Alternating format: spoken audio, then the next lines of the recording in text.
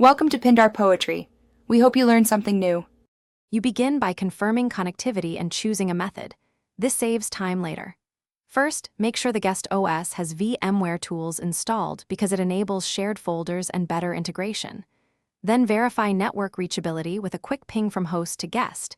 If that fails, use host only or NAT adjustments.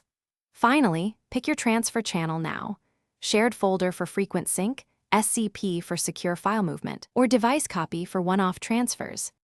Once done selecting a method, perform the detailed steps.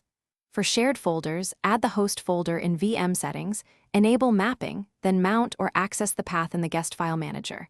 Make sure permissions allow the user. For SCP, open a terminal or WinSCP, supply the guest IP, username, and password or key, then transfer files. Alternatively, create an ISO of files and attach it to the virtual CD drive. Mount the ISO inside the guest to copy files locally. After copying, validate the files.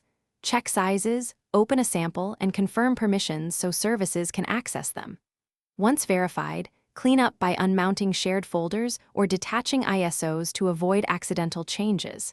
If something goes wrong, first confirm VMware Tools runs and retest network mode. NAT versus bridged can block access. Also inspect guest and host firewalls and try a simple ping. Often fixing one small network or permission issue completes the transfer. Thanks for watching. Consider subscribing if we helped you.